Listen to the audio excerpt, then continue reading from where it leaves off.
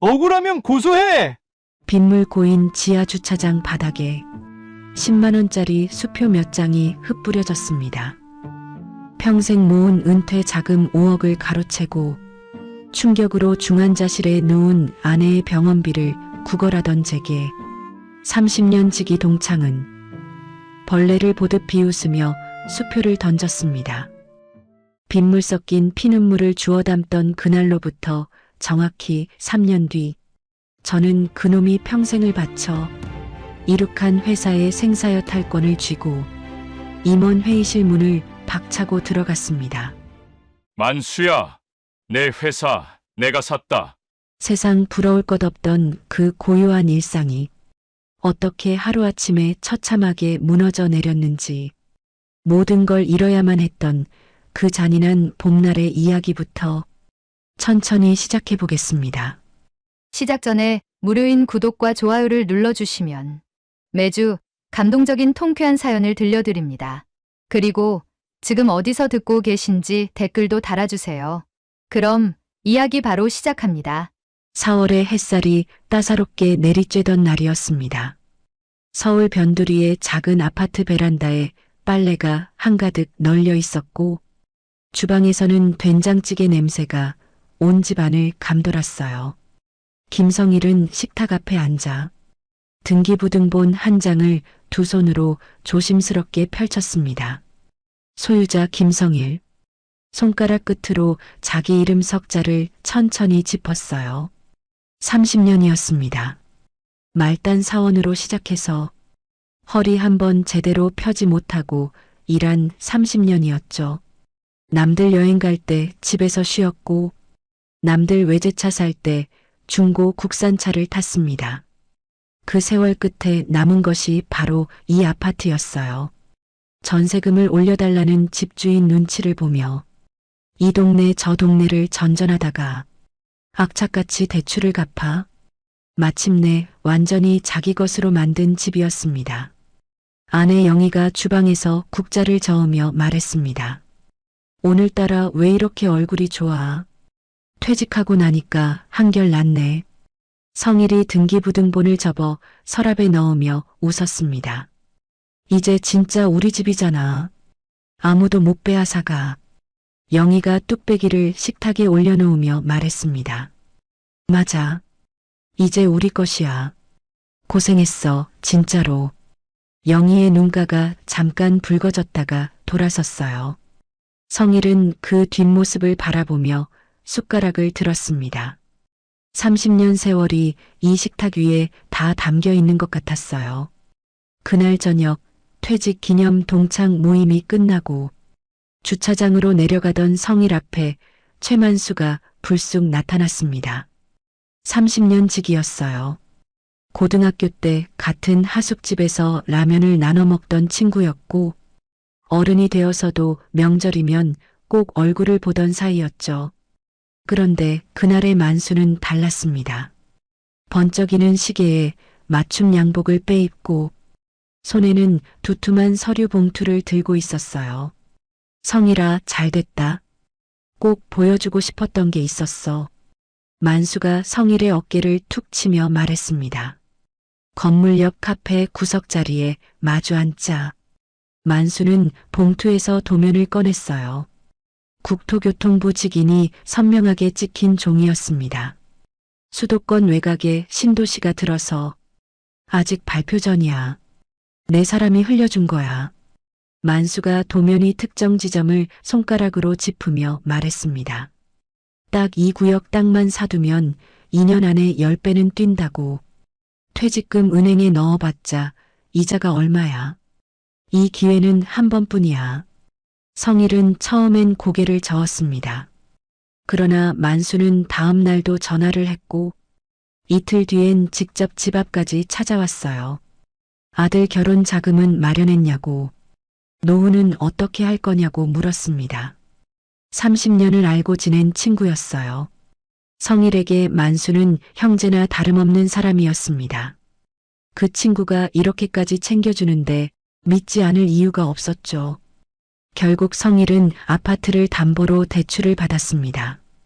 퇴직금까지 더해 딱 5억 원을 만들었어요. 영희에게는 말하지 않았습니다. 계약이 끝나고 돈이 불어나면 그때 깜짝 선물로 알려주리라 생각했죠. 서명을 마치던 날 밤, 성일은 누운 채 천장을 바라보며 입꼬리를 올렸습니다. 평생 한 번도 느껴보지 못한 가벼움이었어요. 그로부터 일주일 뒤 만수에게서 연락이 왔습니다. 계약 마무리 겸 저녁을 함께 하자는 말이었어요. 그런데 그날 오후 영희에게도 전화가 왔습니다. 만수의 아내 명의로 걸려온 전화였죠. 영희 씨, 오랜만이에요. 오늘 저녁 부부 동반으로 식사 한번 해요. 남편들끼리 오랜 친구인데 우리도 얼굴 봐야죠. 영희는 기분 좋게 나섰습니다. 모처럼 차려입고 성일 옆에 앉아 지하철을 탔어요. 강남의 고급 한정식집 앞에 서자 영희가 성일의 팔을 살짝 잡으며 말했습니다. 만수 씨가 많이 잘 됐나 봐. 여기 예약하기 힘든 데잖아. 성일은 아무 말도 하지 못했습니다. 가슴 어딘가에서 불편한 기운이 슬그머니 올라왔지만 억눌렀어요. 룸 안으로 들어서자 만수가 혼자 앉아 있었습니다. 만수의 아내는 보이지 않았어요. 상다리가 휠 것처럼 음식이 가득 차려져 있었지만 영희는 자리에 앉으면서도 어딘가 어색하다는 눈치였습니다. 만수가 성일 쪽으로 서류를 밀었어요. 최종 확인만 하면 돼. 별거 없어? 성일이 서류를 받아들었습니다. 훑어보는 눈이 점점 좁아졌어요. 구석에 촘촘하게 박힌 특약 조항이 눈에 걸렸습니다. 본 토지는 개발 제한 구역 내 임야이며 매수인은 이를 인지하고 계약에 서명함. 성일의 손가락이 그 줄 위에서 멈췄습니다. 만수야, 여기 개발 제한 구역이라고 적혀 있어. 성일이 서류를 들어 올리며 말했습니다. 만수는 젓가락을 천천히 내려놓았어요. 계약서에 다 나와 있어. 네가 서명한 거잖아. 도면 보여주면서 개발 예정지라고 했잖아. 신도시가 들어선다고 했어. 성일의 목소리가 높아졌습니다. 만수는 입꼬리를 비틀며 성일 손에 들린 서류를 낚아챘어요. 그리고 망설임 하나 없이 두 손으로 찢었습니다. 그거 사본이야. 공증된 원본은 따로 있어. 만수가 찢긴 종이 조각을 식탁 위에 흩뿌리며 말했습니다. 영희는 두 사람을 번갈아 바라봤습니다. 젓가락을 든 채 굳어버렸어요. 여보, 지금 무슨 얘기야? 영희가 성일의 팔을 잡으며 물었습니다. 성일은 대답하지 못했어요. 입술이 달싹였지만 목소리가 나오지 않았습니다. 5억이요. 성일이가 집 담보 잡히고 퇴직금까지 다 넣은 거요. 만수가 영희를 향해 태연하게 말했습니다. 영희의 얼굴에서 핏기가 가셨어요. 눈동자가 흔들리다가 성일에게 향했습니다. 여보, 그게 무슨 말이야? 우리 집을 담보로 잡혔다고? 영희의 목소리가 가늘게 떨렸습니다. 성일은 영희를 바라볼 수가 없었어요. 고개가 저절로 숙여졌습니다. 그 순간 영희가 앞으로 고꾸라졌어요. 의자에서 옆으로 흘러내리는 영희를 성일이 두 팔로 받았습니다. 영희야, 영희야. 성일이 영희의 얼굴을 감싸쥐며 불렀어요. 영희의 눈은 반쯤 뜬 채 초점을 잃었고 입술이 파랗게 질렸습니다. 식당 안이 삽시간에 뒤집어졌어요. 누군가 구급차를 불렀고 직원들이 사방에서 뛰어들었습니다. 성일은 영희의 손을 놓지 않은 채 고개를 들었어요. 만수는 코트를 집어들고 있었습니다. 수행비서에게 낮은 목소리로 무언가를 지시하더니 뒷짐을 지고 출입구로 걸어갔어요. 만수야, 성일이 소리쳤습니다. 만수의 발걸음이 잠깐 멈칫했습니다. 그러나 돌아보지 않았어요. 유리문 너머로 검은 벤츠가 미끄러지듯 빠져나갔습니다. 영희는 수술실로 실려갔습니다. 성일은 수술실 앞 복도에 등을 벽에 기댄 채 주저앉았어요. 형광등 불빛이 하얗고 차갑게 복도를 비추고 있었습니다. 수술실 표시등이 빨갛게 켜진 채 꺼지지 않았어요. 성일은 무릎 위에 두 팔을 올리고 얼굴을 파묻었습니다. 어디선가 링거줄이 수레에 끌리는 소리가 났고 간호사의 구두 소리가 복도를 울렸어요. 밤이 깊어도 성일은 그 자리를 떠나지 않았습니다. 새벽 4시가 넘어 수술실 문이 열렸어요. 의사가 마스크를 내리며 말했습니다. 수술은 잘 마쳤습니다. 그런데 의식이 언제 돌아올지는 저희도 말씀드리기가 어렵습니다. 성일은 고개를 끄덕였습니다. 감사하다는 말을 하려 했는데 목이 잠겨 나오지 않았어요. 중환자실 유리창 너머 영희는 온몸에 줄을 달고 천장을 향해 누워 있었습니다. 성일은 유리에 손바닥을 갖다 댔어요. 차가운 유리 너머 영희의 얼굴은 잠든 것처럼 고요했습니다. 아침에 밥 다 됐다고 부르던 그 목소리가 귓가에 맴돌았어요. 성일은 손바닥을 유리에 댄 채 오래 서 있었습니다. 날이 밝자 성일은 구청을 찾아갔어요. 토지대장을 확인하니 만수가 팔아넘긴 땅은 경사가 급한 돌산이었습니다. 개발이 영구적으로 불가능한 땅이었어요. 담당 직원이 서류를 넘기며 건조하게 말했습니다. 이 필지는 경사도가 너무 심해서 지정 해제 자체가 사실상 불가능해요. 성일은 창구 앞 의자에서 일어나지 못했습니다. 두 무릎에 힘이 빠져버렸어요. 경찰서 민원실에서도 결론은 달라지지 않았습니다. 담당 직원이 안경을 고쳤으며 말했어요. 계약서 특약에 본인 서명이 있으면 저희가 수사를 시작하기가 어렵습니다. 민사 쪽으로 알아보시는 게 나을 것 같아요. 성일이 두 손을 무릎 위에 올리고 앞으로 몸을 기울이며 말했습니다. 그 도면이 위조입니다. 거짓말로 저를 속인 겁니다. 직원이 볼펜을 내려놓으며 말했습니다. 그걸 입증할 증거가 있어야 저희가 움직일 수 있어요. 성일은 경찰서를 나와 계단 난간을 두 손으로 잡았어요. 봄 햇살이 쏟아지고 있었지만 온몸이 싸늘했습니다. 병원 원무과에서는 사흘째 전화가 왔어요.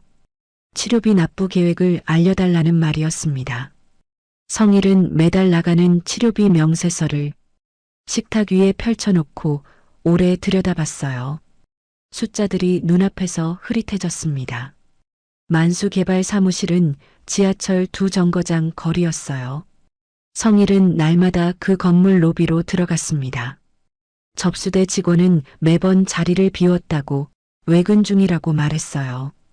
경비원이 팔을 잡고 밖으로 데리고 나오는 날도 있었습니다.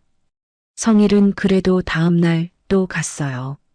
영희가 눈을 뜨려면 치료를 계속해야 했으니까요. 장마가 시작된 어느 오후였습니다. 하늘이 뚫린 것처럼 비가 쏟아졌어요. 성일은 우산도 없이 만수개발 건물 지하 주차장 입구 옆 기둥 뒤에 서서 기다렸습니다. 2시간이 지났어요. 저녁 6시가 넘어 검은 벤츠가 지하 주차장으로 내려가는 불빛이 보였습니다.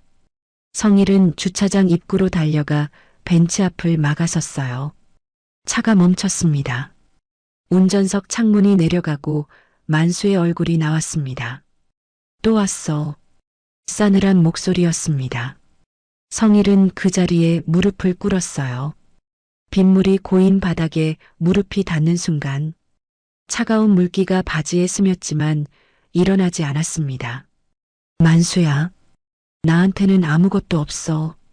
집도 날아갔고 퇴직금도 없어. 영희는 아직 눈도 못 뜨고 있어. 성일이 두 손을 모아 올리며 말했습니다. 제발 병원비만 조금 도와줘. 30년 우리 우정으로 그것 하나만 부탁할게. 목이 갈라져 소리가 제대로 나오지 않았어요. 만수가 차에서 내렸습니다. 수행비서가 우산을 펼쳐들었고 만수는 그 아래에서 무릎 꿇은 성일을 내려다봤어요. 빗속에 쭈그려 앉은 사람을 보는 눈빛이 길바닥에 돌멩이를 내려다보는 것과 다를 바 없었습니다. 억울하면 고소해. 만수가 코트 안주머니에서 수표 몇 장을 꺼내 성일의 발 앞 바닥에 집어 던지며 말했습니다. 그걸로 해결해. 종이들이 빗속에 흩어지며 흙탕물 위에 내려앉았어요. 성일은 고개를 들지 않았습니다. 무릎 꿇은 채 바닥에 떨어진 수표를 한 장씩 주워 담았어요. 손이 떨렸지만 멈추지 않았습니다. 만수의 구둣발 소리가 멀어졌고 차 문이 닫혔어요. 벤치의 후미등이 어둠 속으로 사라졌습니다. 성일은 빗속에 한참을 그대로 앉아 있었어요. 빗소리만 지하 주차장을 가득 채웠습니다. 손에 쥔 수표가 빗물에 젖어 흐물거렸어요. 성일은 그것을 가슴에 꼭 눌렀습니다. 이를 악물었어요. 어금니가 서로 갈릴 만큼 꽉 다물었습니다. 눈 안쪽이 뜨겁게 달아올랐지만 고개를 들어 천장을 바라봤어요. 빗물이 주차장 천장을 타고 흘러내렸습니다. 성일은 천천히 일어섰어요. 다음 날 새벽이 밝기도 전에 작업복을 챙겨 입고 건설 현장 일용직 사무소 앞으로 향했습니다. 사무소 앞에는 이미 여러 명이 줄을 서 있었어요. 성일은 줄 끝에 가서 섰습니다. 젖은 수표는 작업복 가슴 안쪽 주머니에 넣어뒀어요. 영희의 치료비였습니다. 비가 그친 다음 날 아침이었습니다. 성일은 건설 현장 일용직 사무소 앞에서 번호표를 받아들고 플라스틱 의자에 앉았어요. 양옆으로 새벽부터 나온 사람들이 저마다 굳은 얼굴로 앉아 있었습니다. 대부분 성일보다 10살은 어려 보이는 사람들이었죠. 성일은 두 손을 무릎 위에 올려놓고 앞만 바라봤어요. 30년 동안 부장 명함을 달고 다니던 손이었습니다. 이제 그 손으로 삽을 들어야 했어요. 그렇게 3년이 흘렀습니다. 낮에는 건설 현장에서 시멘트 포대를 날랐어요. 밤에는 대리운전 앱을 켜고 취객들의 차를 몰았습니다. 어떤 밤에는 술 냄새를 풀풀 풍기는 사람이 뒷좌석에서 성일에게 말을 걸었어요. 아저씨는 나이가 좀 있어 보이는데 이런 일 하기 힘들지 않아요? 성일은 룸미러에 비친 그 사람을 잠깐 봤다가 앞을 바라봤습니다. 도착하면 말씀드리겠습니다. 목적지에 내려드리고 차 문이 닫히면 성일은 잠시 핸들 위에 이마를 올려뒀어요. 10초, 20초, 그리고 다시 앱을 켰습니다. 영희의 이번 달 치료비가 아직 남아 있었어요. 집은 진작에 넘어갔습니다. 대출 이자를 몇 달 막지 못하자 은행이 아파트를 경매로 넘겼어요. 성일은 이삿짐을 챙겨 보증금 500만 원짜리 반지하 월세방으로 들어갔습니다. 천장이 낮고 햇볕이 들지 않는 방이었어요. 벽에 곰팡이가 피어 있었지만 도배할 돈이 없었습니다. 방 한쪽 구석에 영희의 슬리퍼 한 켤레를 놓아뒀어요. 영희가 태어나면 신겨줄 슬리퍼였습니다. 그 슬리퍼를 볼 때마다 성일은 이를 악물었어요. 아들 진우는 대기업에 갓 입사한 신입사원이었습니다. 입사 첫 해부터 밤 11시가 넘도록 회사에 남아 있었어요. 아버지의 빚을 갚고 어머니의 병원비를 보태기 위해서였습니다. 점심을 굶으며 아낀 돈을 매달 성일에게 보냈어요. 어느 날 밤 대리운전을 마치고 막 집에 들어서는데 진우에게서 전화가 왔습니다. 아버지, 저예요. 밤 12시가 넘은 시각이었어요. 성일은 작업복 바람으로 벽에 기대어 섰습니다. 아직 회사야? 진우가 잠깐 침묵하다가 말했어요. 오늘 야근하다가 화장실에서 잠깐 울었어요. 성일은 아무 말도 하지 못했습니다. 목 안에서 무언가가 올라왔다가 내려갔어요. 근데 괜찮아요. 아버지도 괜찮죠? 성일이 천장을 올려다보며 말했습니다. 그래, 아버지도 괜찮다. 전화를 끊고 성일은 방바닥에 주저앉았어요. 작업복 소매로 눈가를 훔쳤습니다. 이 나이에 아들한테 이런 말을 들어야 하는 아버지가 세상에 어디 있냐고 속으로 되뇌었어요. 한참을 그대로 앉아 있다가 다시 일어섰습니다. 일어서지 않으면 안 됐으니까요. 그 사이 만수는 달랐습니다. 성일에게서 가로챈 5억 원을 미천으로 지역 정치인들과 손을 잡았어요. 수도권 곳곳의 땅을 헐값에 사들인 뒤 개발 예정지처럼 포장해서 팔아넘겼습니다. 성일처럼 계약서에 특약을 박아두는 수법을 반복했어요. 피해자들이 생겨났지만 만수는 멈추지 않았습니다. 성일의 눈물이 만수의 미천이 됐어요. 수백억대 자산가가 됐다는 소문이 돌았습니다. 강남에 사무실을 넓혔고 고급 아파트로 이사했다는 말도 들렸어요. 성일은 그 소문을 들을 때마다 반지하 방 천장을 올려다봤어요. 쉬고 싶다는 생각을 머릿속에서 밀어냈습니다. 막노동 일이 끝나면 손을 씻고 수첩을 꺼냈어요. 만수가 정치인들과 어울리는 자리, 사기 계약이 이루어진 현장, 로비에 쓴 돈의 흐름을 틈틈이 기록했습니다. 돈이 생기면 탐문하러 다녔어요. 알아낸 내용을 경찰청 신문고에 제보했습니다. 1번, 2번, 10번이 넘었어요. 그러나 돌아오는 답은 매번 같았습니다. 구체적인 증거가 확인되지 않아 내사를 종결합니다. 벽이었어요. 어디를 두드려도 열리지 않는 벽이었습니다. 성일은 그 문자를 받을 때마다 수첩을 덮었어요. 그리고 다시 펼쳤습니다. 그러던 어느 날이었어요. 건설 현장 반장이 성일을 한쪽으로 불렀습니다. 미안한 얼굴로 담배를 입에서 빼며 말했어요. 김 씨, 나도 어쩔 수가 없어. 위에서 연락이 왔는데 당신 오늘부터 안 나와도 된다고 하더라고. 성일이 안전모를 손에 쥔 채 말했습니다. 제가 뭘 잘못했습니까? 반장이 시선을 피하며 발끝을 내려다봤어요.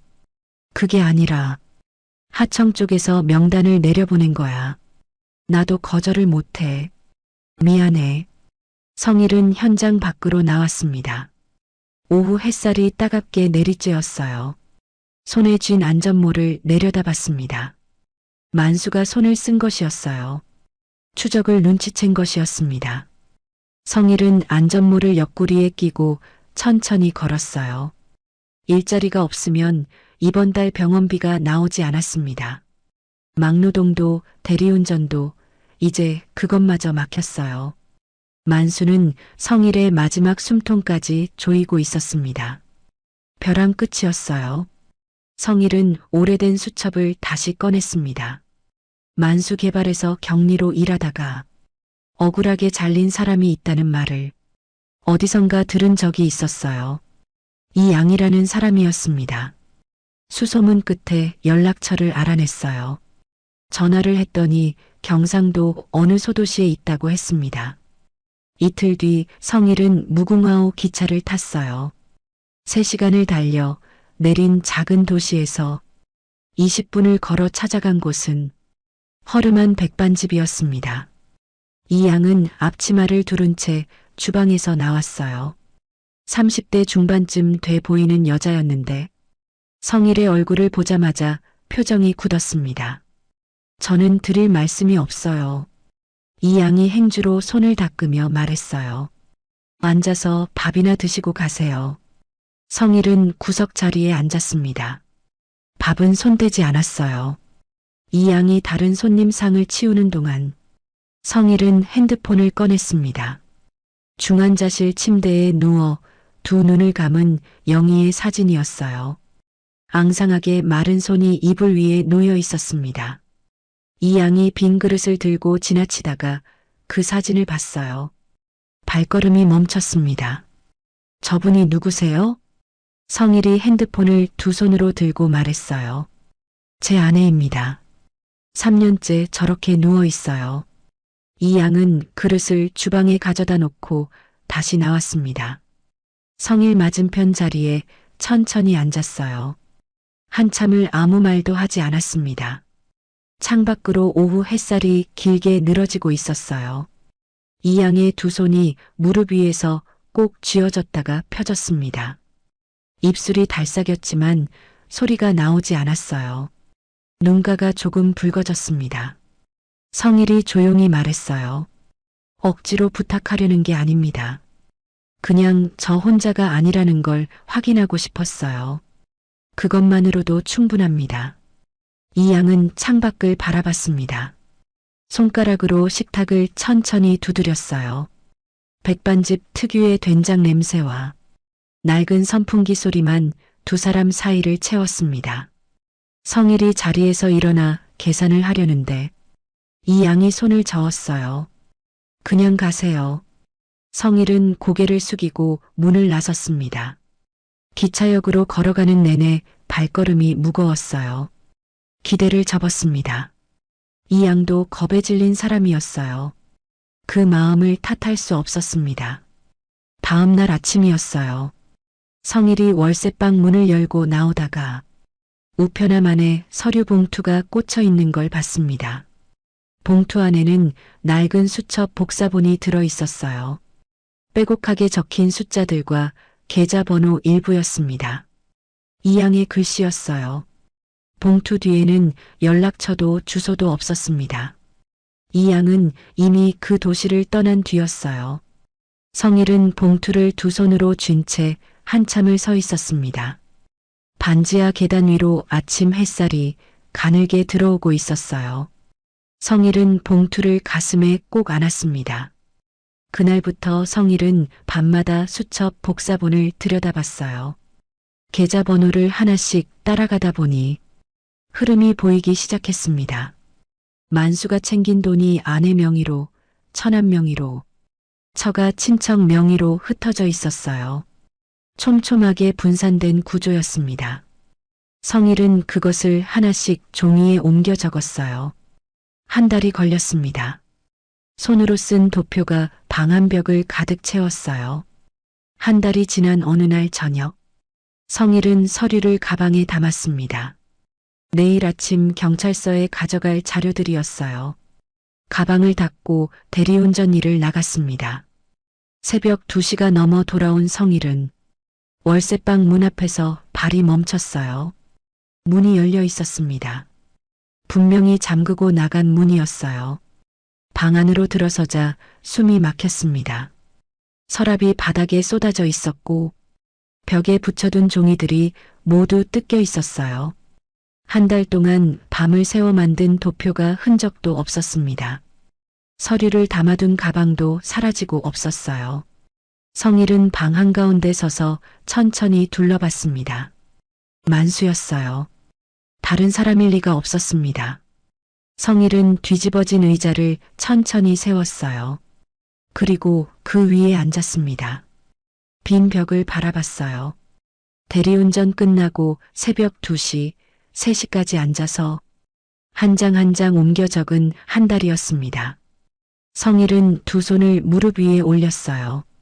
손마디가 하얗게 변하도록 주먹을 쥐었다가 천천히 폈습니다. 숨을 들이쉬고 내쉬었어요. 구석에서 작은 수첩 하나를 집어들었습니다. 클라우드에 따로 저장해둔 파일 목록을 적어둔 수첩이었어요. 아직 남아있는 것들이었습니다. 성일은 수첩을 펴고 볼펜을 들었어요. 월세방 벽은 텅 비어 있었습니다.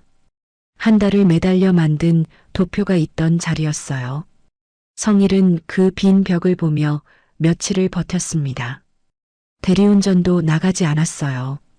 밥도 제대로 먹지 않았습니다. 의자에 앉아 클라우드에 남은 파일 목록만 들여다봤어요. 만수가 가져간 것들을 하나씩 머릿속으로 되짚었습니다. 무엇이 남아있고 무엇이 사라졌는지를 정리했어요. 그러던 어느 오후였습니다. 월세방 문을 두드리는 소리가 났어요. 성일이 문을 열자 낯선 남자가 서 있었습니다. 30 중반쯤 돼 보이는 단단한 체격의 남자였어요. 짧게 자른 머리에 눈빛이 또렷했습니다. 김성일 씨 맞으시죠?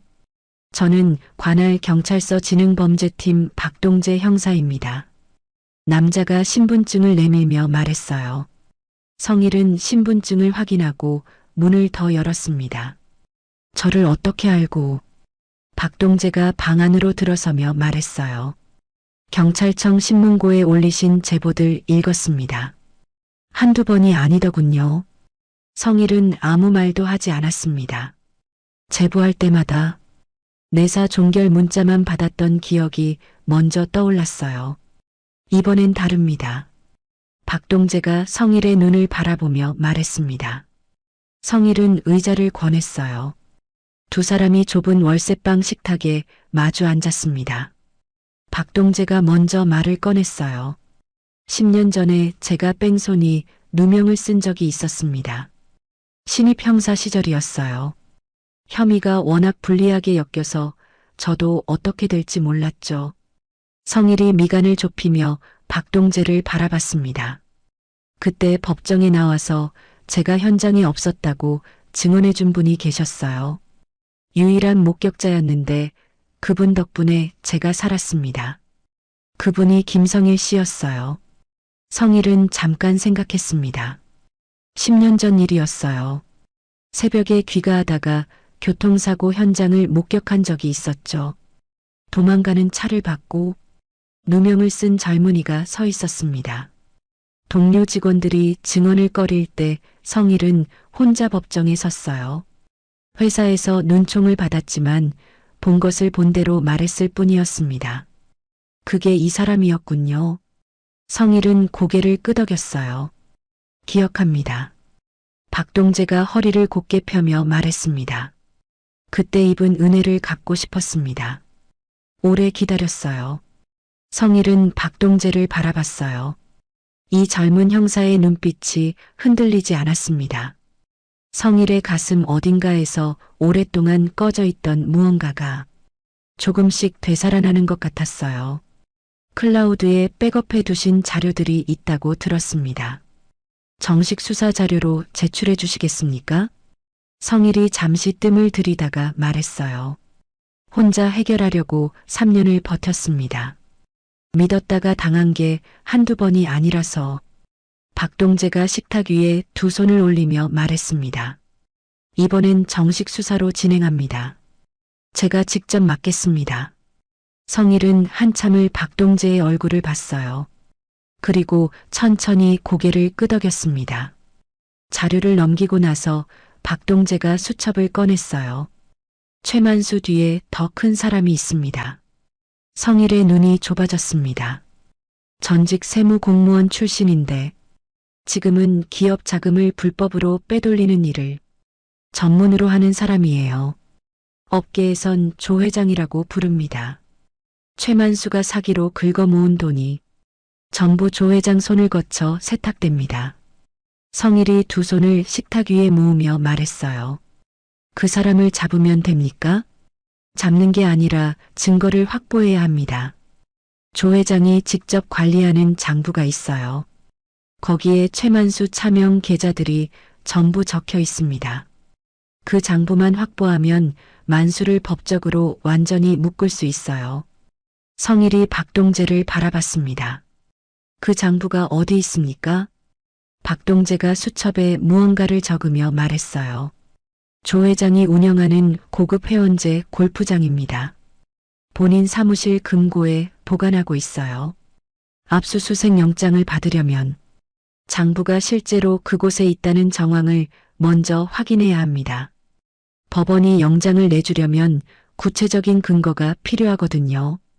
성일은 박동재가 적은 골프장 이름을 바라봤습니다. 그리고 말했어요. 제가 들어가겠습니다. 박동재가 고개를 들었어요. 위험할 수 있습니다. 성일이 자리에서 일어서며 말했습니다. 3년을 버텼습니다.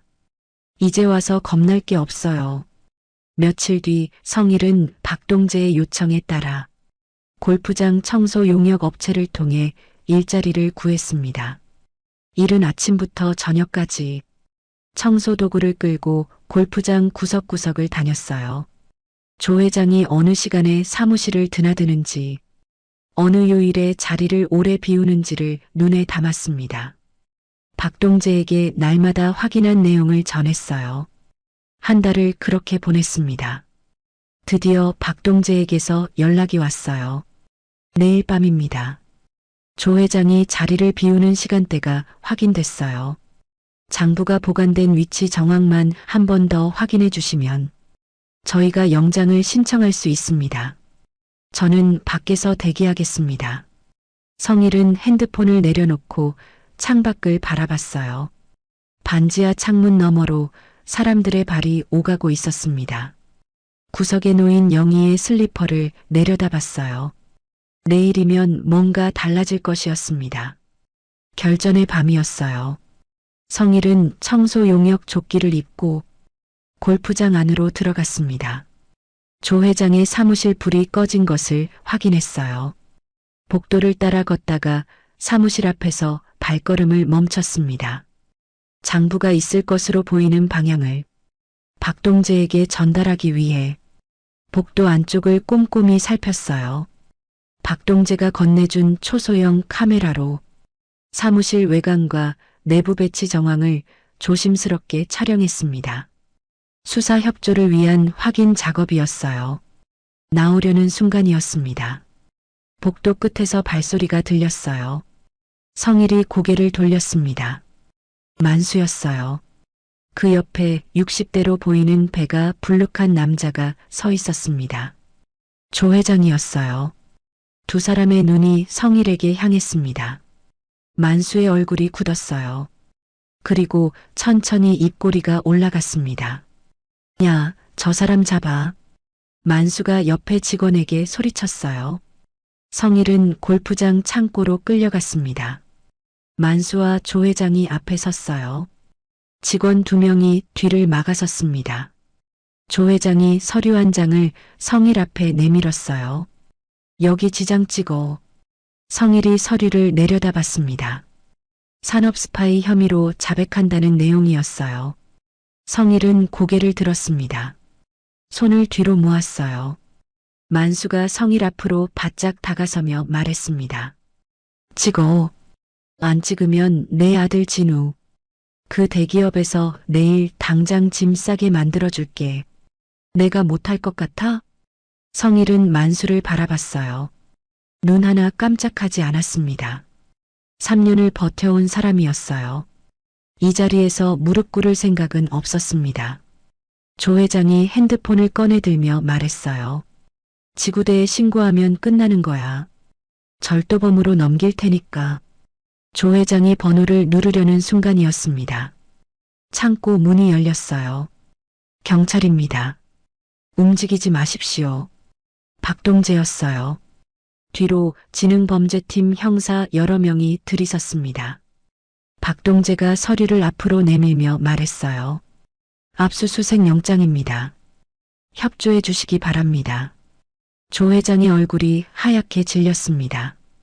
만수는 뒷걸음질을 쳤어요. 두 사람은 서로를 한번 보더니 핸드폰을 꺼냈습니다. 변호사를 부르는 것이었어요. 형사들이 사무실로 향하는 것을 막을 수 없었죠. 만수와 조 회장은 변호사가 올 때까지 자리를 피하겠다며 창고를 빠져나갔습니다. 박동재가 성일에게 다가왔어요. 성일의 어깨를 짚으며 말했습니다. 괜찮으십니까? 성일이 천천히 고개를 끄덕였어요. 무릎에 힘이 빠지는 것 같았지만 버텼습니다. 잠시 후 사무실에서 형사가 나왔어요. 두 손에 두꺼운 장부를 들고 있었습니다. 박동재가 장부를 받아들고 성일을 바라봤어요. 아무 말도 하지 않았습니다. 그 눈빛만으로 충분했어요. 성일은 골프장 밖으로 걸어 나왔습니다. 밤 공기가 차가웠어요. 하늘에 별이 가득했습니다. 성일은 걸음을 멈추고 하늘을 올려다봤어요. 영희 얼굴이 떠올랐습니다. 중환자실 유리창 너머에서 눈을 감고 있는 영희였어요. 성일은 주머니 속 핸드폰을 꽉 쥐었습니다. 아직 끝난 게 아니었어요. 하지만 이제 시작은 됐습니다. 골프장 압수수색이 있고 나서 한 달이 지났습니다. 박동재가 연락을 해왔어요. 장부 데이터를 정식 절차로 열람할 수 있게 됐다는 말이었습니다. 성일은 경찰서 열람실에서 복사본을 받아들고 월세방으로 돌아왔어요. 식탁 위에 펼쳐놓고 처음부터 천천히 읽어 내려갔습니다. 숫자들이 빼곡했어요. 조 회장이 수년간 관리해온 자금 흐름이었습니다. 성일은 볼펜으로 줄을 치며 넘겼어요. 그러다 한 이름 앞에서 손이 멈췄습니다. 오지훈. 세무사 자격증 번호와 함께 적힌 이름이었어요. 그 옆에는 조 회장에게 책임을 뒤집어 쓰고 자격을 잃었다는 내용이 간략하게 기록돼 있었습니다. 성일은 그 이름을 손가락으로 짚었어요. 이 사람이라면 조 회장의 자금 구조를 누구보다 잘 알고 있을 것이었습니다. 수소문하는데 열흘이 걸렸어요. 오지훈은 서울 외곽의 작은 고시원에서 지내고 있었습니다.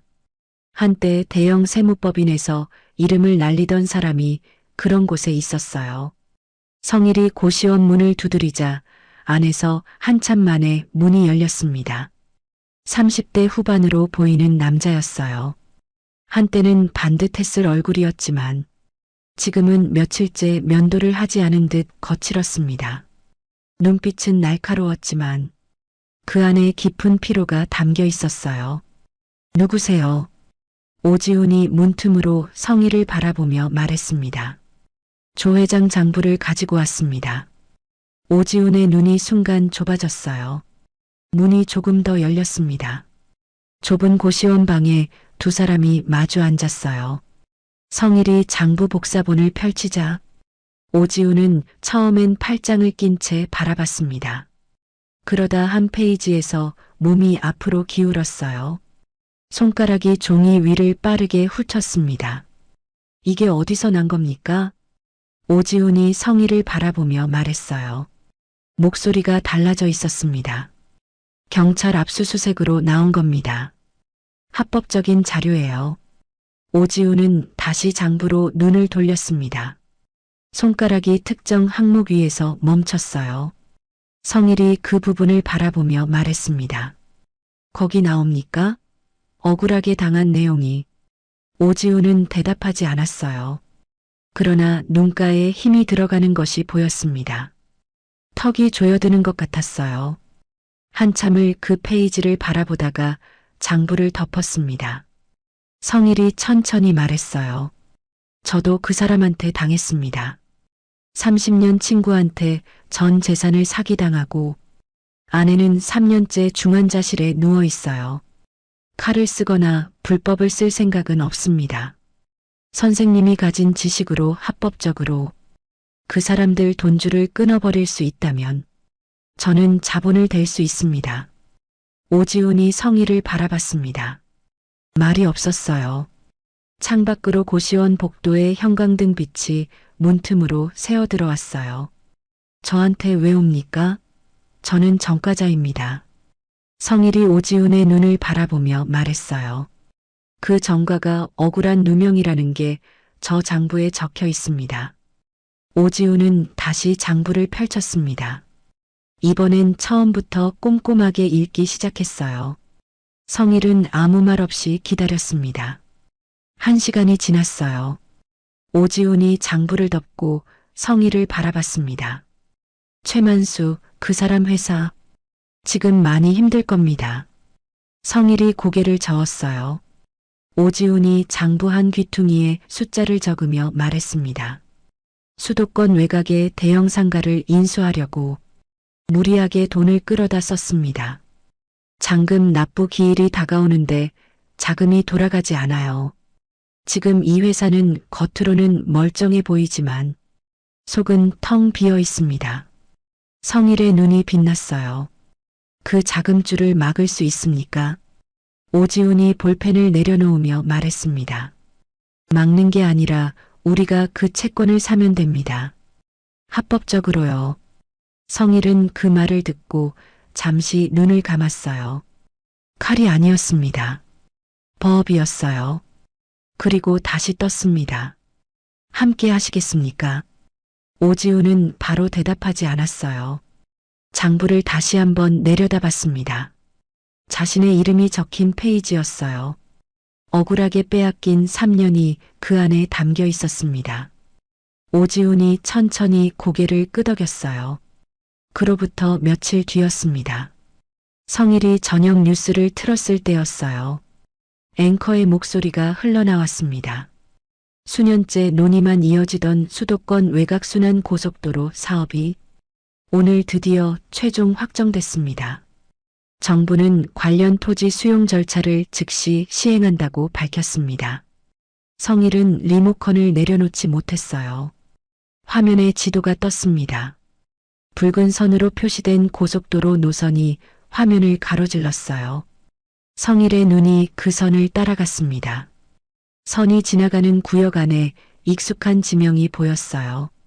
3년 전 만수가 팔아넘긴 그 돌산이 있는 곳이었습니다. 성일은 자리에서 일어났어요. 다리가 떨렸습니다. 텔레비전 화면을 손으로 짚었어요. 손가락 끝이 지도 위 그 지점에 닿았습니다. 만수가 팔아넘긴 쓸모없는 돌산이었어요. 개발이 영원히 불가능하다던 그 땅이었습니다. 그 땅이 지금 고속도로 핵심 수용구역으로 편입됐어요. 평당 보상금이 수십 배로 뛴다는 자막이 화면 아래를 지나갔습니다. 성일은 외투를 집어들었어요. 병원 중환자실 앞이었습니다. 성일은 유리창 앞에 섰어요. 영희는 여전히 눈을 감은 채 누워 있었습니다. 성일은 유리에 손바닥을 갖다 댔어요. 영희야, 나야. 낮은 목소리였습니다. 영희는 움직이지 않았어요. 성일은 눈을 감았습니다. 그 돌산 있잖아. 그 쓸모없다던 돌산이 이제 도로가 된대. 나라에서 돈을 준대. 우리 이제 괜찮아질 수 있어. 목이 메었어요. 말이 제대로 나오지 않았습니다. 미안해. 당신한테 말도 못하고 전 재산 날려서 미안해. 집도 날리고 당신은 3년을 저렇게 누워있게 해서 미안해. 성일은 유리창에 이마를 갖다 댔어요. 어깨가 들썩였습니다.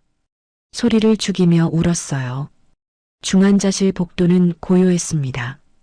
링거줄이 흔들리는 소리만 들렸어요. 그때였습니다. 영희의 손가락이 이불 위에서 미세하게 움직였어요. 성일이 고개를 들었습니다.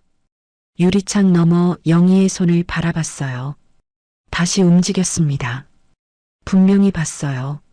성일이 간호사 호출 버튼을 눌렀습니다. 간호사가 뛰어왔어요. 의사가 들어갔습니다. 성일은 중환자실 문 밖에서 두 손을 모았어요. 입술이 달싹였지만 소리가 나오지 않았습니다. 의사가 문을 열고 나왔어요. 반응이 돌아오고 있습니다. 아직 의식이 완전히 돌아온 건 아니지만 좋은 신호입니다. 성일은 그 자리에 주저앉았어요. 두 손으로 얼굴을 감쌌습니다. 어깨가 크게 한번 떨렸어요. 3년이었습니다. 3년을 기다린 말이었어요.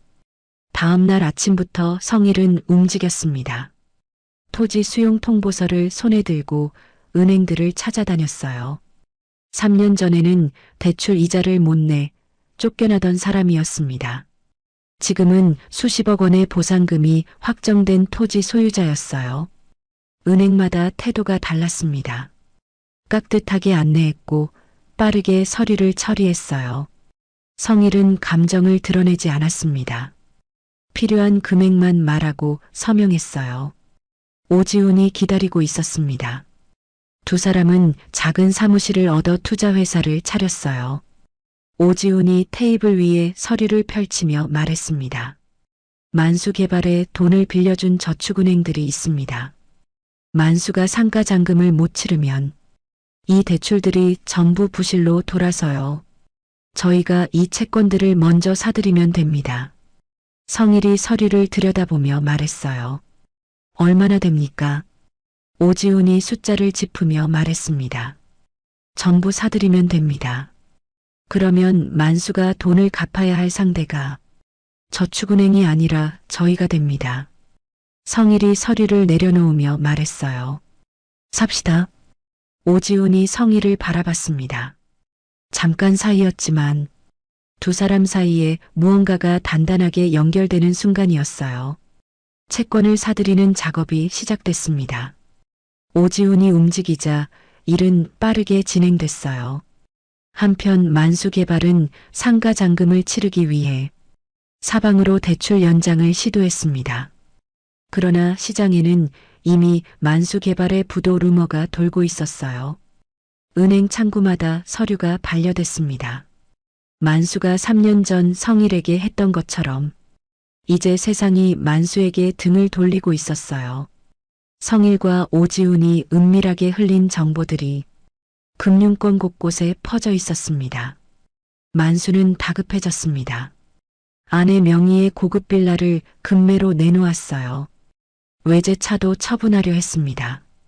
그러나 만수의 아내는 달랐어요. 변호사 사무실에서 건네받은 서류를 만수 앞에 내밀며 말했습니다. 나는 내 재산 못 건드리게 해놨어. 당신 일에 내가 왜 같이 망해야 해? 만수가 서류를 빼앗으려 하자 만수의 아내가 뒤로 물러서며 말했어요. 건드리면 당장 경찰 부를 거야. 만수는 그 자리에 서서 아무 말도 하지 못했습니다. 평생 자신이 벌어다 준 돈으로 호화롭게 살던 여자였어요. 그 여자가 지금 이혼 소장을 들이밀고 있었습니다. 돈이 사라지자 사람도 사라졌어요. 만수 곁에는 이제 아무것도 남지 않았습니다. 그 시각 성일은 오지훈과 마주 앉아 마지막 채권 매입 서류에 서명했어요. 볼펜을 내려놓으며 말했습니다. 이제 만수 목줄은 우리가 쥔 겁니까? 오지훈이 서류를 정리하며 말했어요. 네. 이제 우리가 상환을 요구하면 만수개발은 버틸 수가 없습니다. 성일은 창밖을 바라봤습니다. 3년 전 빗속에 무릎을 꿇던 그 주차장이 떠올랐어요. 흙탕물에 젖은 수표를 주워 담던 그 손이 지금은 수십억짜리 서류에 서명을 하고 있었습니다. 성일은 천천히 자리에서 일어섰어요. 아직 끝난 게 아니었습니다. 하지만 이제 주도권은 바뀌었어요. 석 달이었습니다. 성일과 지우는 그 석 달 동안 단 하루도 쉬지 않았어요. 채권 서류를 검토하고 만수개발의 자금 흐름을 추적하고 잔금 납부 기일을 역산했습니다. 오지훈은 숫자 앞에서 눈빛이 달라지는 사람이었어요. 한때 대형 세무법인을 주름잡던 실력이 그대로였습니다. 성일은 그 옆에서 묵묵히 버텼어요. 막노동으로 단련된 몸이 이제는 다른 종류의 무게를 버티고 있었습니다. 드디어 그날이 왔습니다. 만수개발의 상가 인수잔금 납부 기일이었어요. 성일은 아침 일찍 오지훈에게 전화했습니다. 지금입니까? 오지훈이 서류를 넘기는 소리가 들리더니 말했어요. 지금입니다. 성일은 핸드폰을 내려놓고 창밖을 바라봤습니다. 3년 전 빗속에 무릎을 꿇던 그 주차장이 떠올랐어요. 흙탕물에 젖은 수표를 주워 담던 손이 이제는 수십억짜리 채권을 쥐고 있었습니다. 성일은 외투를 집어들었어요. 만수개발법인 계좌로 일제히 상환 요청이 들어갔습니다. 오지훈이 설계한 대로였어요. 채권을 가진 쪽이 상환을 요구하면 상대는 버틸 방법이 없었습니다. 만수개발의 모든 법인 계좌가 순식간에 묶였어요. 카드도 안 됐고 이체도 안 됐습니다. 회사 돈이 완전히 얼어붙었어요. 만수개발 사무실 아니었습니다. 만수는 재무팀장에게서 보고를 받자마자 자리에서 일어섰어요. 두 손으로 책상을 짚었습니다. 뭐라고? 다시 말해봐. 재무팀장이 서류를 내밀며 말했어요.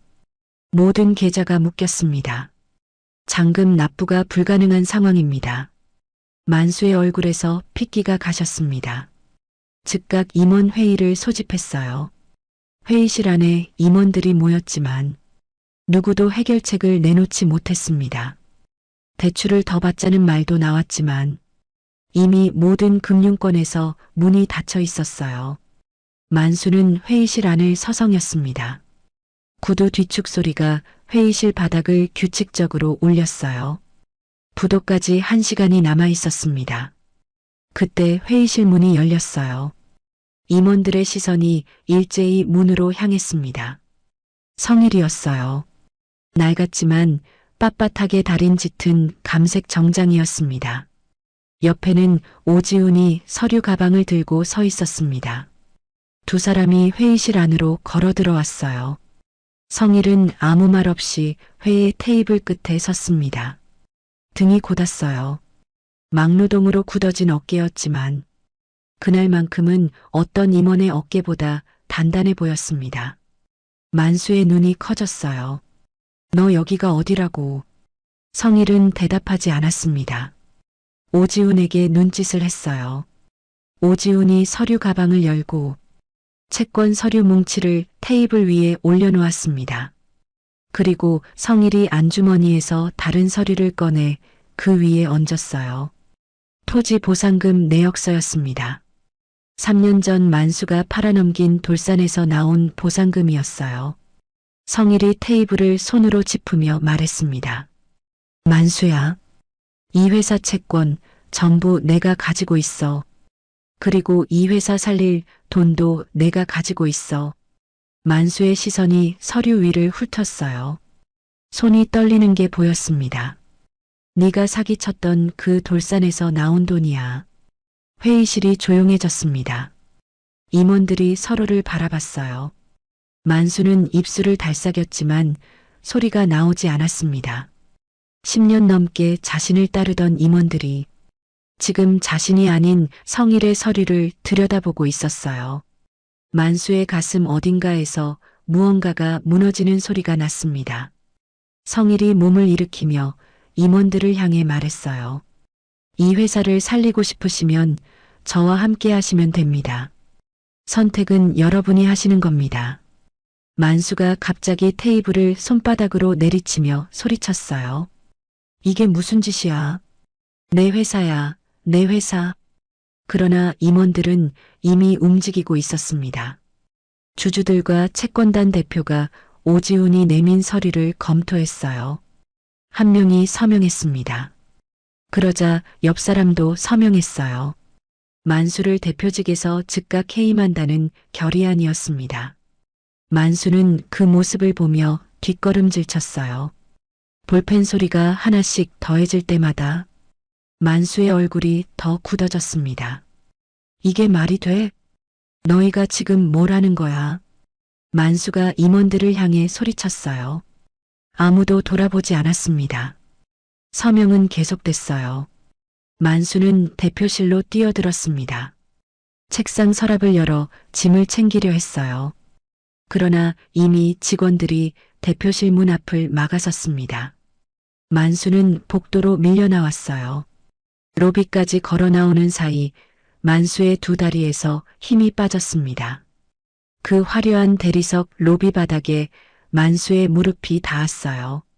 성일이 엘리베이터에서 내려오는 것이 보였습니다. 만수는 성일의 바지가랑이를 두 손으로 붙잡았어요. 성일아, 성일아, 제발. 우리 30년 친구잖아. 한 번만 봐줘. 한 번만. 목이 잠겨 말이 제대로 나오지 않았습니다. 눈물이 흘렀어요. 로비를 지나던 직원들이 발을 멈추고 바라봤습니다. 성일은 만수를 내려다봤어요. 3년 전 빗속 주차장이 눈앞에 겹쳤습니다. 흙탕물 바닥에 무릎을 꿇고 병원비를 돌려달라고 손을 모았던 그날이었어요. 만수는 그때 우산 아래에서 성일을 내려다보며 수표를 던졌습니다. 성일은 안주머니에서 수표 한 장을 꺼냈어요. 3년 전 빗속에서 주워 담아 작업복 주머니에 넣어뒀던 그 수표였습니다. 빗물에 젖어 구겨진 흔적이 아직 남아 있었어요. 성일은 그것을 만수의 발 앞에 내려놓았습니다. 억울하면 고소해. 성일이 낮고 차갑게 말했어요. 그리고 만수의 손을 바지가랑이에서 천천히 떼어냈습니다. 뒤도 돌아보지 않고 걸었어요. 구두 소리가 대리석 바닥을 울렸습니다. 그 시각 경찰청 로비에서는 박동재가 단상 앞에 서 있었습니다. 기자들이 카메라를 들이대고 있었어요. 박동재가 마이크 앞에서 말했습니다. 조 회장의 비자금 은닉과 최만수의 기획 부동산 사기 혐의에 대한 수사 결과를 발표합니다. 카메라 플래시가 터졌어요. 뉴스 자막이 전국으로 퍼졌습니다. 그날 저녁이었어요. 성일은 병원으로 갔습니다. 석 달 전 의사가 말했어요. 반응이 돌아오고 있다고, 좋은 신호라고 했습니다. 그 말이 맞았어요. 영희는 그날 이후 조금씩 달라졌습니다. 눈을 뜨는 시간이 길어졌고 손끝의 움직임이 뚜렷해졌어요. 말은 아직 어눌했지만 성일이 손을 잡으면 꼭 쥐는 힘이 생겼습니다. 그리고 오늘 드디어 퇴원하는 날이었어요. 휠체어에 앉은 영희가 병원 현관문을 나섰습니다. 3년을 넘겨 맞는 바깥 공기였어요. 영희가 눈을 가늘게 뜨며 하늘을 올려다봤습니다. 구름 한 점 없는 맑은 하늘이었어요. 영희의 눈에 햇살이 가득 들어왔습니다. 눈물이 맺혔어요. 닦지 않았습니다.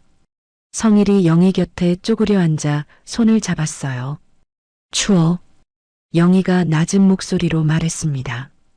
3년 만에 듣는 영희의 목소리였어요. 어눌했지만 분명히 들렸습니다. 성일은 자기 외투를 벗어 영희의 어깨에 둘러줬어요. 손이 떨렸습니다. 눈물이 날 것 같았지만 참았어요. 영희 앞에서 울면 안 된다고 생각했습니다. 이제 집에 가자. 새 집이었어요. 따뜻한 햇볕이 드는 거실이었습니다. 진우가 야근 중이라 오지 못했지만 미리 와서 저녁상을 차려두고 갔어요. 식탁 위에 쪽지가 놓여 있었습니다. 엄마 퇴원 축하해요. 저 조금 늦게 갈게요. 맛있게 드세요. 영희가 그 쪽지를 손에 들고 한참을 바라봤어요. 손가락으로 진우의 글씨를 천천히 짚었습니다. 성일이 영희 옆에 앉아 영희가 성일의 손을 꼭 잡았어요. 말 한마디 없이 그냥 잡았습니다. 성일의 손을 내려다보던 영희의 눈이 붉어졌어요. 굳은 살이 박이고 거칠어진 손이었습니다. 3년을 버텨온 손이었어요. 영희의 눈에서 눈물이 한 줄기 흘렀습니다. 성일은 그 눈물을 닦아주지 않았어요. 그냥 손을 더 꼭 잡았습니다. 고생했어. 영희가 성일의 손을 쥔 채 말했어요. 딱 4글자였습니다. 그 4글자가 3년의 무게를 전부 담고 있었어요. 성일은 고개를 돌렸습니다. 천장을 올려다봤어요. 눈물이 흘러내리지 않도록 버텼습니다. 두 사람은 나란히 앉아 저녁을 먹었어요. 영희가 숟가락을 들었습니다. 손이 조금 떨렸지만 스스로 들었어요. 성일은 아무 말도 하지 않고 그 모습을 바라봤습니다. 숟가락을 드는 그 손이 이 세상에서 가장 아름다운 것 같았어요. 그때 거실 텔레비전에서 속보 자막이 떴습니다. 조 회장 최만수, 출석 요구 불응 후 잠적. 밀항시도 정황 포착. 성일의 손이 숟가락 위에서 멈췄어요. 영희도 텔레비전을 바라봤습니다. 그 순간 성일의 핸드폰이 울렸어요. 문자였습니다. 발신자 표시가 없었어요. 성일이 핸드폰을 들었습니다. 사진이었어요. 진우였습니다. 회사 복도에서 양복 차림의 낯선 남자들에게 둘러싸인 진우가 찍혀 있었어요. 진우의 얼굴에 당혹감이 가득했습니다. 문자가 한 줄 더 왔어요. 건물 넘기면 아들 살린다. 성일은 핸드폰 화면을 바라봤습니다. 식탁 위 따뜻한 밥상이 눈에 들어왔어요. 막 집에 돌아온 영희가 옆에 앉아 있었습니다. 그리고 화면 속에는 진우가 있었어요. 성일은 핸드폰을 식탁 위에 엎어놨습니다. 영희를 바라봤어요. 영희가 성일의 손 위에 자기 손을 올려놓았습니다. 아무 말도 하지 않았어요. 그 손의 무게가 말보다 무거웠습니다. 성일은 눈을 감았다가 떴어요. 천천히 핸드폰을 다시 집어들었습니다. 오지훈에게 전화를 걸었어요. 오지훈과 통화를 마친 성일은 그날 밤 잠을 이루지 못했습니다. 진우 사진이 눈을 감아도 사라지지 않았어요. 새벽 내내 뒤척이다가 날이 밝았습니다. 다음 날 아침 8시였어요. 성일의 핸드폰이 울렸습니다. 모르는 번호였어요. 김성일 씨 되십니까? 저는 김진우 씨가 재직 중인 회사 인사팀입니다. 성일은 자리에서 일어섰습니다. 진우가 현재 대기 발령 상태입니다. 회사 기밀 자료를 외부로 유출한 혐의가 확인되어 내부 감사가 진행 중입니다. 성일은 핸드폰을 쥔 손에 힘을 줬어요. 그게 무슨 말씀이십니까? 우리 아들이 그런 일을 할 사람이 아닙니다. 저희도 그 부분을 확인 중입니다. 현재로선 진우 씨 본인의 사원증과 계정으로 자료가 빠져나간 기록이 명확히 남아 있습니다. 전화가 끊겼습니다. 성일은 핸드폰을 식탁 위에 내려놓았어요. 거실 창밖으로 아침 햇살이 들어오고 있었습니다. 어젯밤 영희가 처음으로 제 방에서 잔 날이었어요. 3년 만에 제 집 침대에서 잔 날이었습니다. 그 옆방에서 성일은 지금 이 전화를 받고 있었어요. 성일은 곧장 진우에게 전화했습니다. 진우가 받자마자 말했어요. 아버지, 저 아무것도 안 했어요. 진짜예요. 진우의 목소리가 떨렸습니다. 알아. 아버지가 안다. 성일이 낮고 단단하게 말했어요. 회사에서 제 계정으로 자료가 빠져나갔다는데 저는 그날 야근하면서 다른 업무만 했거든요. 누군가 제 계정을 쓴 거예요. 근데 아무도 안 믿어요. 진우의 목소리가 갈라졌습니다. 성일은 눈을 감았어요. 진우야, 겁먹지 마. 아버지가 해결한다. 전화를 끊고 성일은 한동안 움직이지 않았습니다. 텅 빈 거실이었어요. 어제까지만 해도 이 거실에서 영희와 나란히 앉아 밥을 먹었습니다. 3년을 기다려 겨우 돌아온 일상이었어요. 그 일상이 하룻밤 사이에 다시 흔들리고 있었습니다. 만수였어요. 성일은 확신했습니다. 만수와 조 회장이 도피 자금을 마련하려고 진우의 회사 기술을 경쟁사에 팔아넘긴 것이었어요. 그리고 그 죄를 진우에게 뒤집어 씌운 것이었습니다. 어젯밤 협박 문자가 그 증거였어요. 점심 무렵 해외 번호로 전화가 왔습니다. 성일이 받자마자 목소리가 들렸어요. 건물 넘겨. 고소도 다 취하해. 그러면 진우 살려줄게. 만수였습니다. 목소리는 여유로웠지만 그 안에 다급함이 섞여 있었어요. 내 아들 지금 회사에서 짐 싸기 직전이야. 언론에도 이미 넘겼어. 내가 손 쓰기 전에 결정해. 성일은 아무 말도 하지 않았습니다. 성일아, 이번엔 진짜야. 내 아들 인생 내가 끝낼 수 있어. 성일이 전화를 끊었어요. 그날 밤이었습니다. 성일은 거실 소파에 앉아 움직이지 않았어요. 불도 켜지 않았습니다. 어둠 속에서 천장을 바라봤어요. 막노동 3년, 대리운전 3년을 버텨온 몸이었습니다. 그 3년보다 지금 이 밤이 더 길게 느껴졌어요. 아들이 대기업에 들어가던 날이 떠올랐습니다.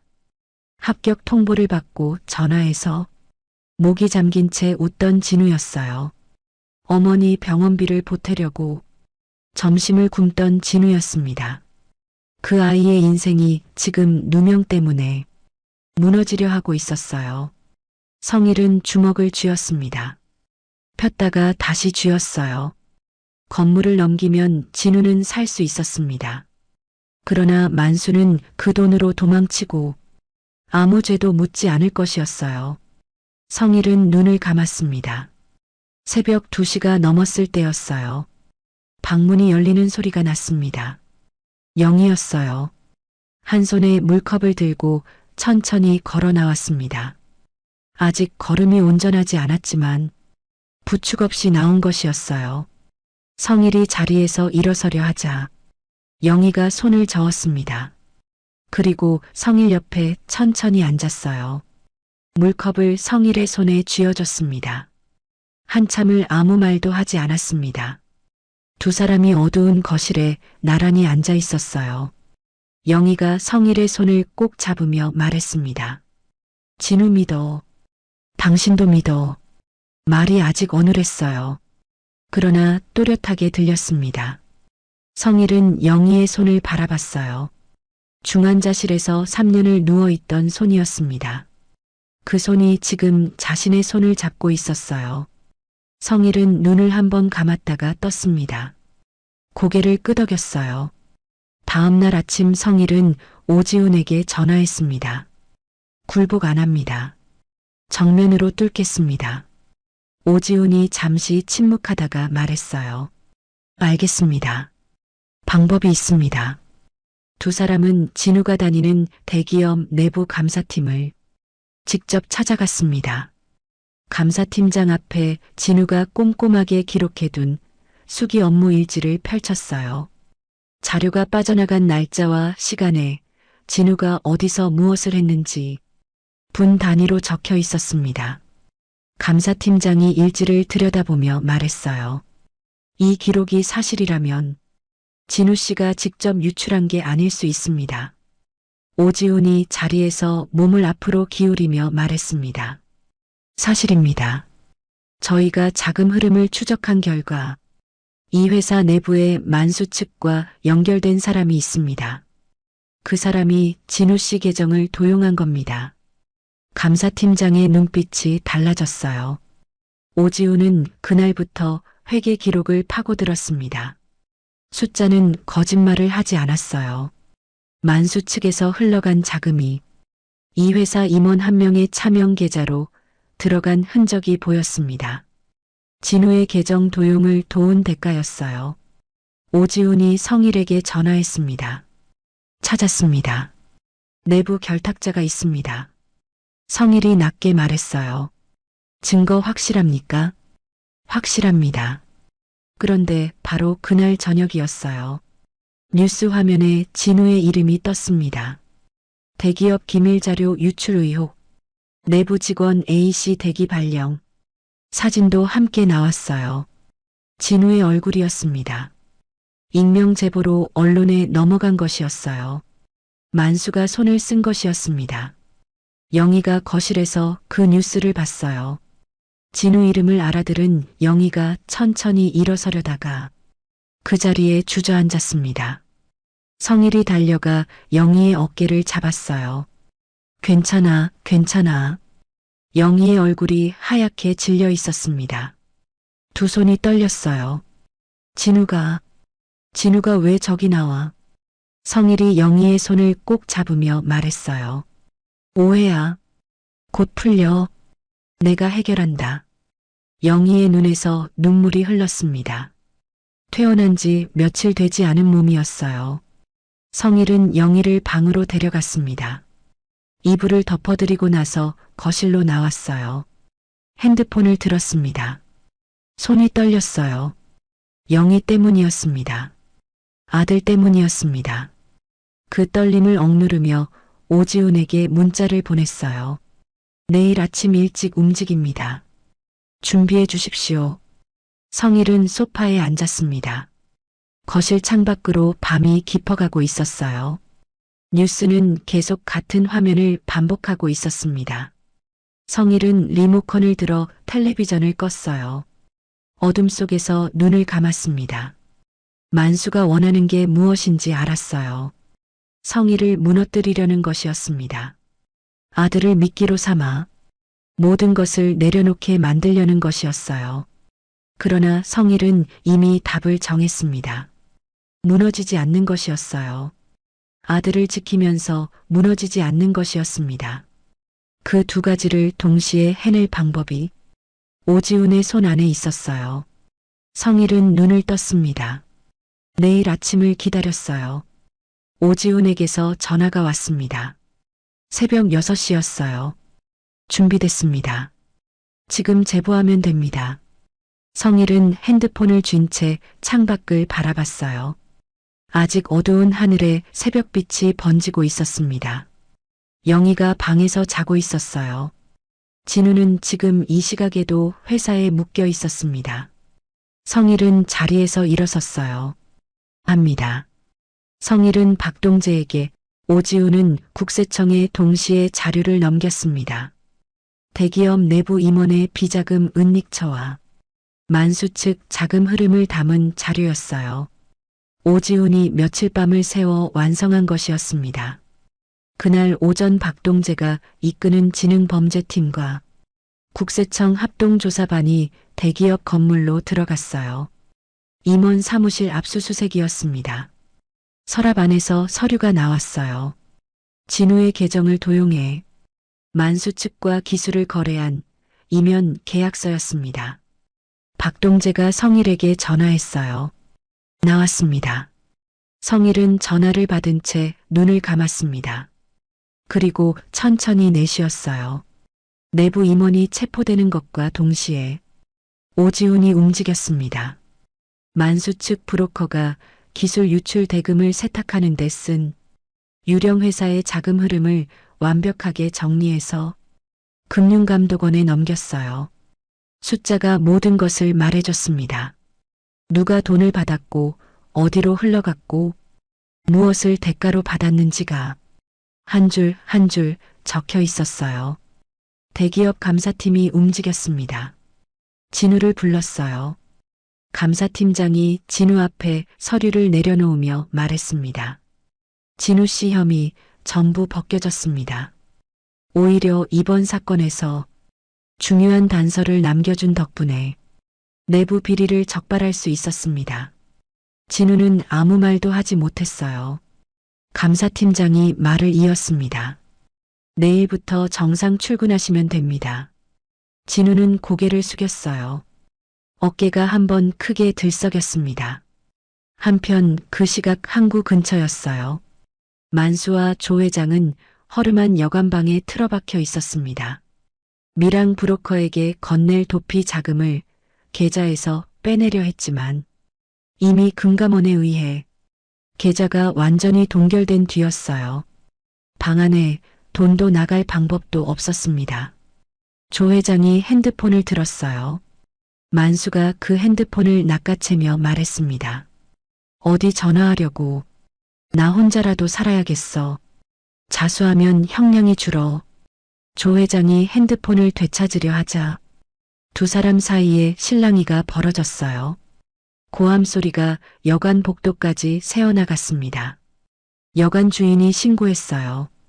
경찰이 도착했을 때 두 사람은 방 안에서 서로를 향해 소리를 지르고 있었습니다. 경찰이 문을 열고 들어서자 그제야 두 사람이 동시에 입을 닫았어요. 수갑이 채워졌습니다. 만수가 여관 밖으로 끌려 나왔어요. 이미 소식을 듣고 달려온 기자들이 카메라를 들이댔습니다. 플래시가 터졌어요. 만수는 고개를 숙였지만 카메라는 집요하게 따라붙었습니다. 한때 강남에 사무실을 두고 수백억 자산가로 행세하던 사람이었어요. 지금은 낡은 여관 앞에서 수갑을 찬 채 카메라 앞에 서 있었습니다. 마중 나온 가족은 아무도 없었어요. 박동재에게서 연락이 왔어요. 오실 수 있으면 한번 오시죠. 성일은 경찰서 복도 창문 앞에 서 있었습니다. 유리창 너머 취조실에서 만수가 보였어요. 의자에 앉아 두 손으로 얼굴을 감싸고 있었습니다. 어깨가 들썩였어요. 성일은 창문 앞에 서서 그 모습을 바라봤어요. 오래 바라봤습니다. 가슴 안에서 무언가가 천천히 가라앉는 것 같았어요. 분노도 아니었고 통쾌함도 아니었습니다. 그냥 길고 긴 무언가가 끝났다는 느낌이었어요. 성일은 창문에서 몸을 돌렸습니다. 복도를 걸어 나왔어요. 핸드폰이 울렸습니다. 가족 채팅방이었어요. 진우가 사진을 보냈습니다. 환하게 웃는 얼굴로 사원증을 들고 찍은 사진이었어요. 아래에 문자가 달려 있었습니다. 복직했어요. 아버지 고생하셨어요. 성일은 경찰서 계단 앞에 섰습니다.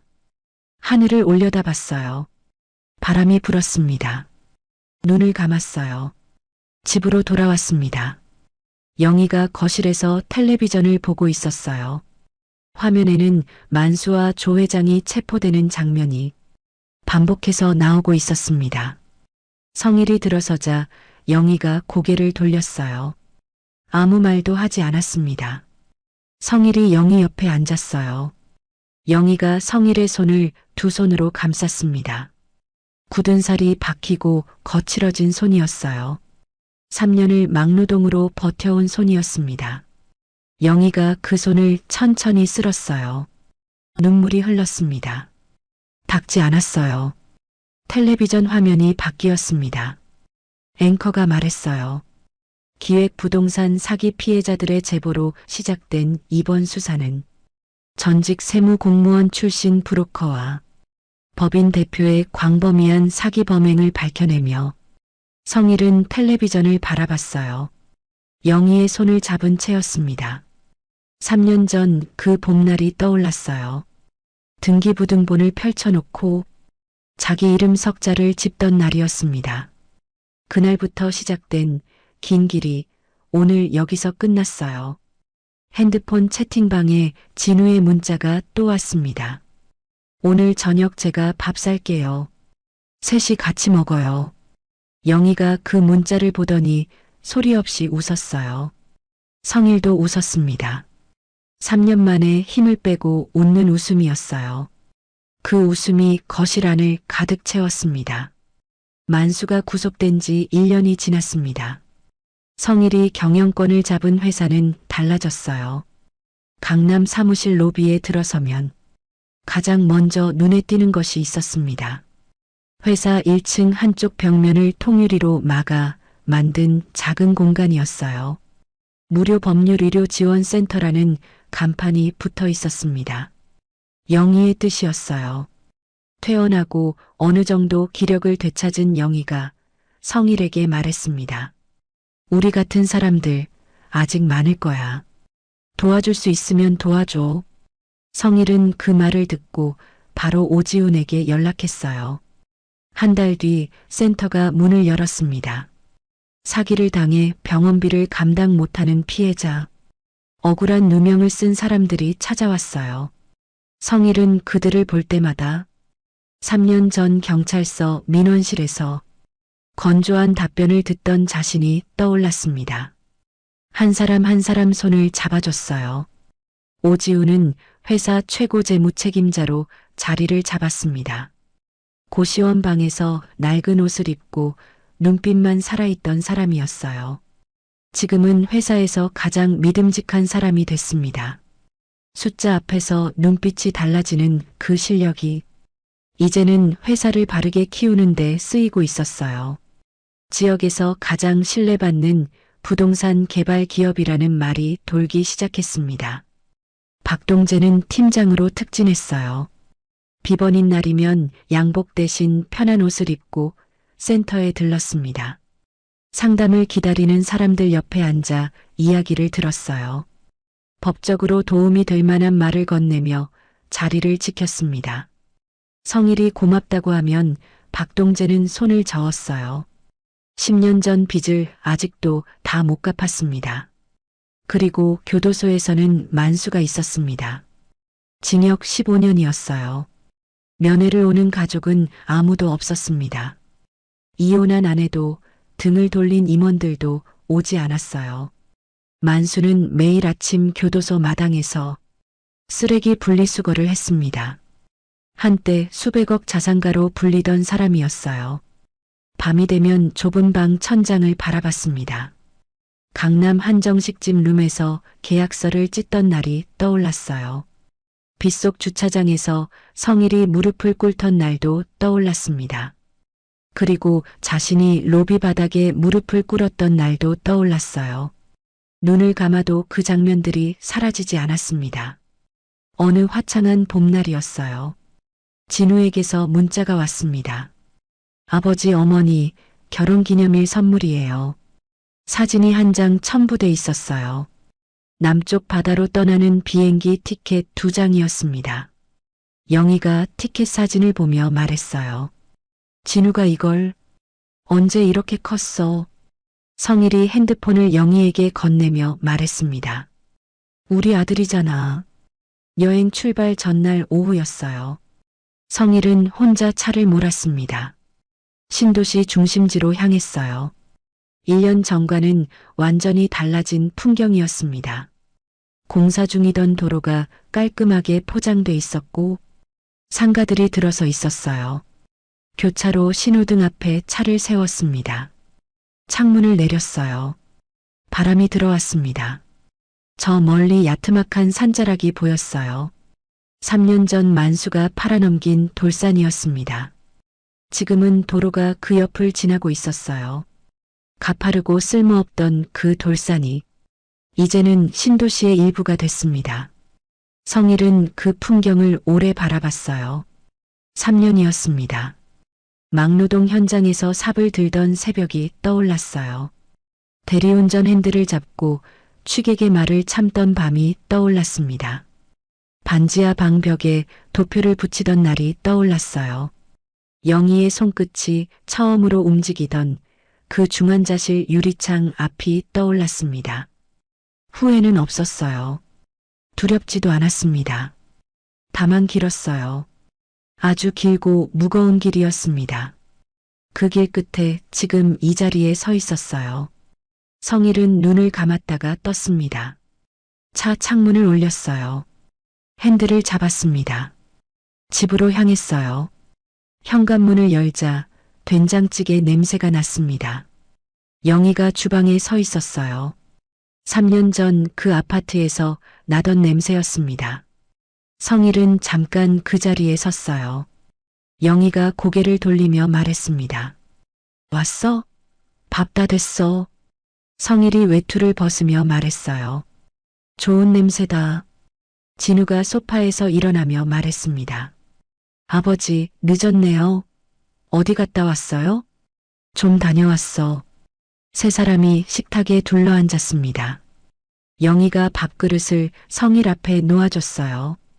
진우가 반찬을 이것저것 덜어줬습니다. 성일은 숟가락을 들었어요. 진우가 음료수 잔을 들며 말했습니다. 우리 건배 한번 해요. 그냥요. 영희가 잔을 들었어요. 성일도 들었습니다. 세 개의 잔이 맞닿았어요. 소리가 작고 맑았습니다. 성일은 그 소리를 들으며 식탁을 바라봤어요.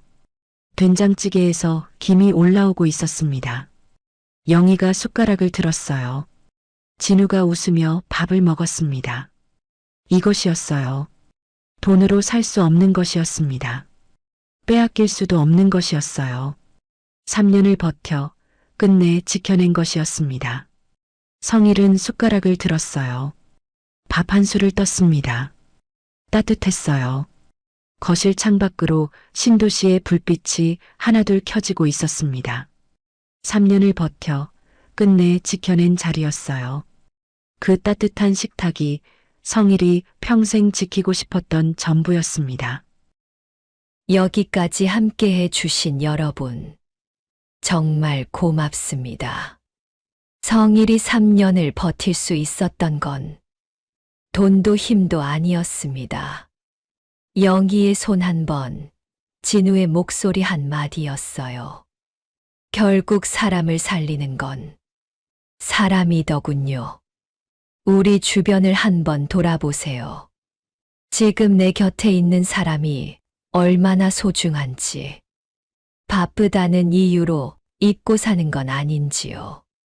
성일이 지켜낸 건 재산이 아니라 식탁이었습니다. 그 따뜻한 식탁 하나가 3년의 고통을 버티게 한 전부였어요. 여러분의 식탁에도 늘 따뜻한 사람이 함께하기를 바랍니다. 오늘 이야기가 마음에 드셨다면 구독과 좋아요 부탁드려요. 여러분의 응원이 사연 밥상에 큰 힘이 됩니다. 다음 이야기도 10년 묵은 채증이 싹 내려가는 시원한 사이다와 꽁꽁언 마음을 데워줄 따뜻한 국물 같은 사연으로 다시 찾아오겠습니다. 오늘도 행복한 하루 되세요. 감사합니다.